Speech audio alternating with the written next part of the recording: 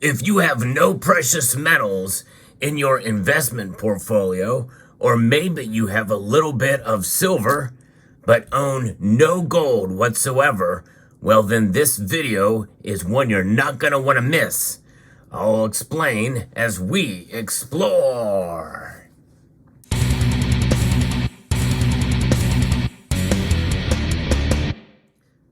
We live in interesting times. There's a lot going on in the world, not only in terms of investments and how quickly things can move in one direction or another based off of the very fragile economic situation from which we find ourselves apart, but also in terms of stocks and bonds and the rates that you're getting and the return on those strategies. But what about precious metals? Well, some of you may be stacking silver. Maybe you just got started and you have a little bit in your collection, or your stack is really what they call it. But silver should not be considered an investment strategy at all. It's really a hedge against other investment strategies, because in the end, strategies and investments, they will change and they will morph. And typically, they will run out of steam at some point or another. They'll either top out, and to the point where if you put more money into them, that's more likely that you're going to lose money than gain money in them. It's a risk. But stacking precious metals is not without risk either. In fact, most people feel that having precious metals in your portfolio is a great way to hedge against economic instability, an insurance policy, if you will.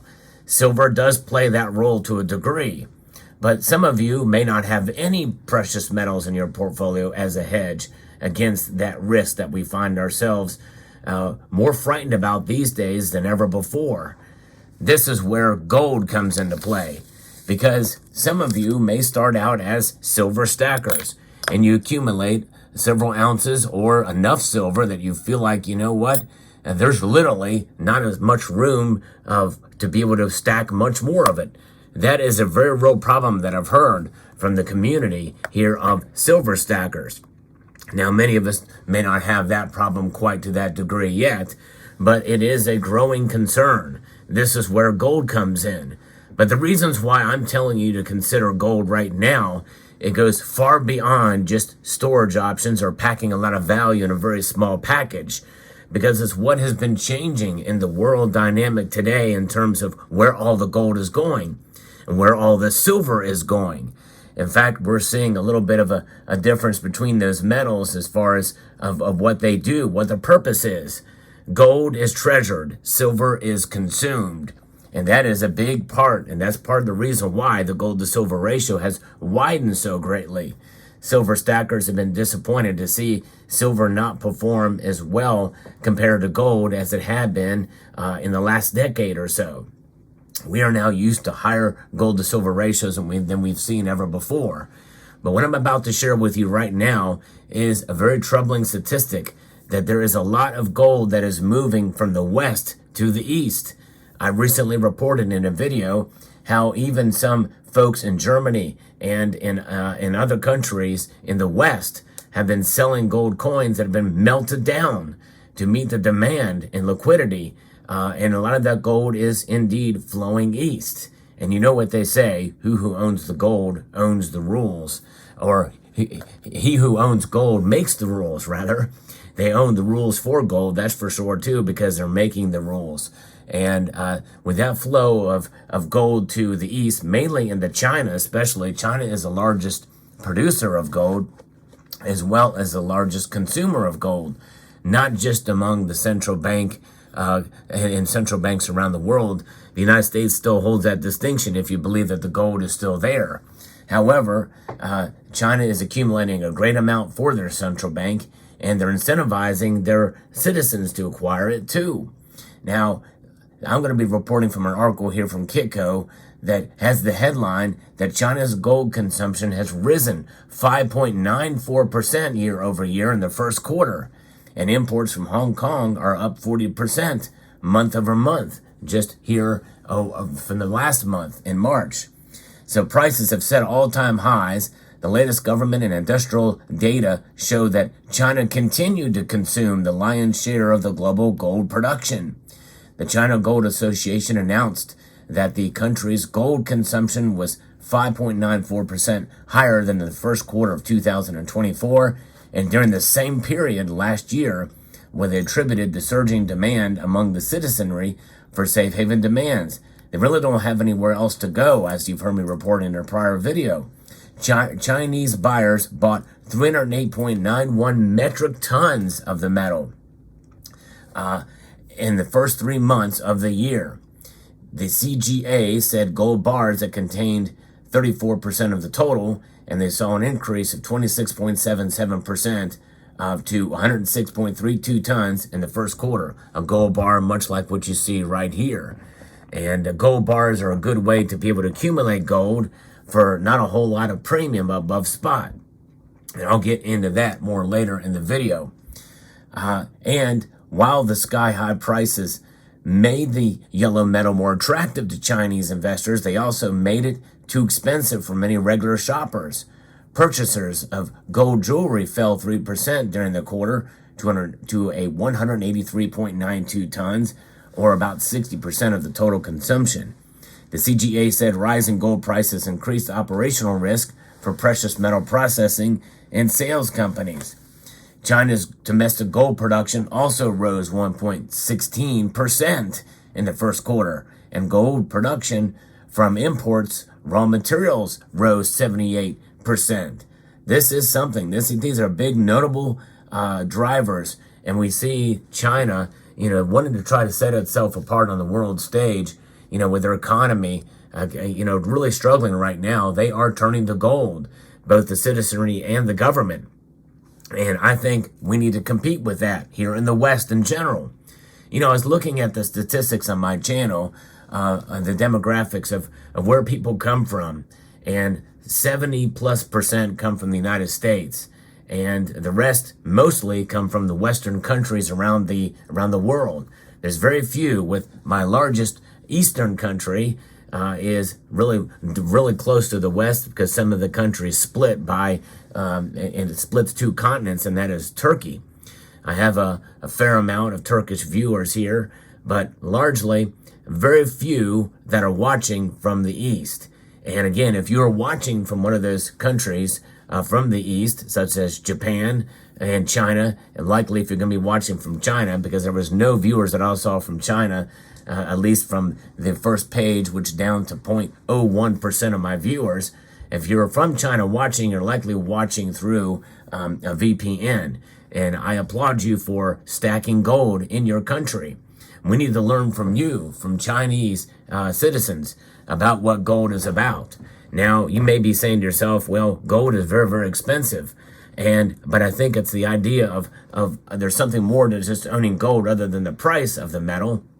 But I'll get into how you can, no matter what your budget is, buy gold, even with prices at near record highs. And as I record this video, they're getting close to $2,400 an ounce again, an ounce for gold.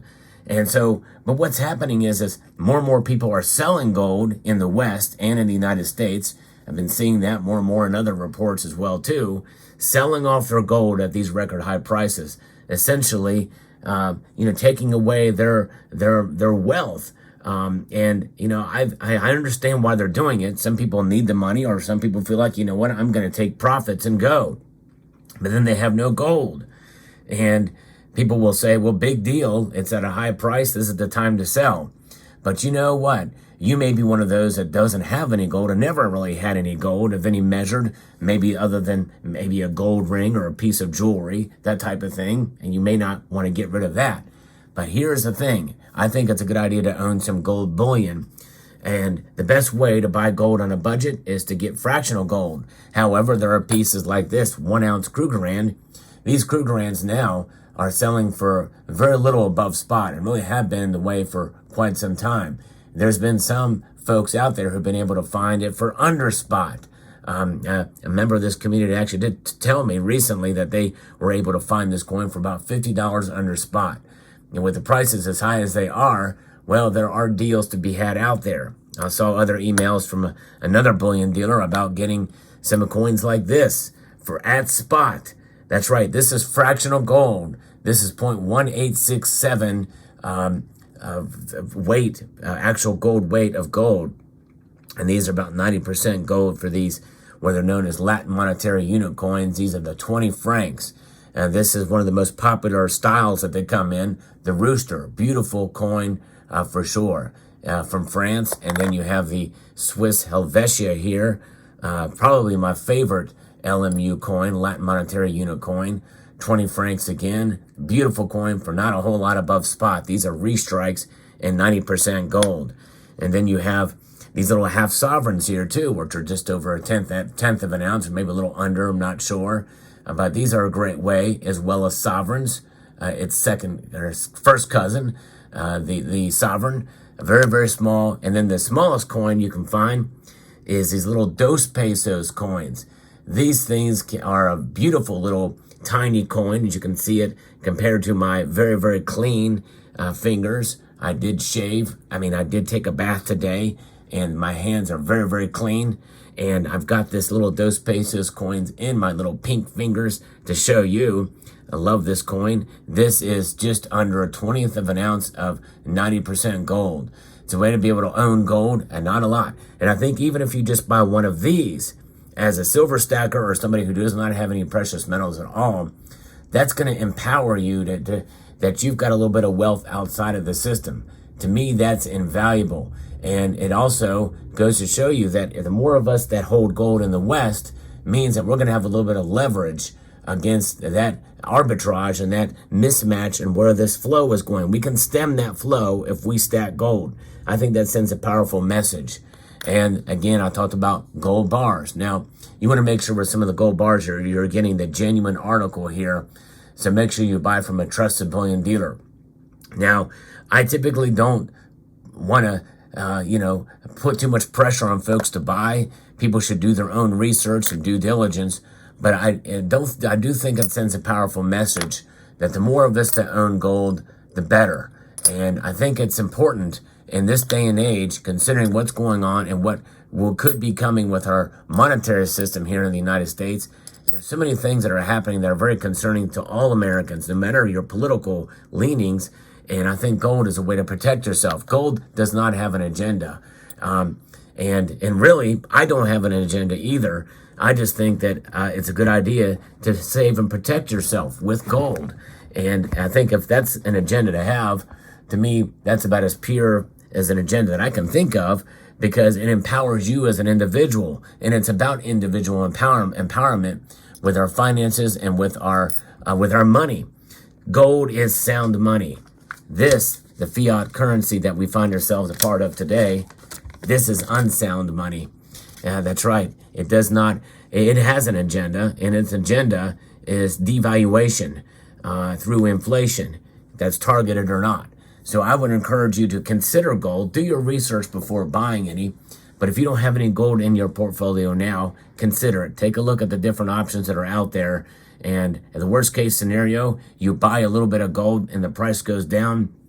Well, you still got the gold, and realize that I think is more powerful than just the price fluctuations from one moment to the next. Let me know what your thoughts are in the comment section down below. Hope you found this video informative, insightful, and educational. Would like to extend a multitude of gratitude to you all for taking the time to watch, and encourage you to please rate, share, comment, and subscribe.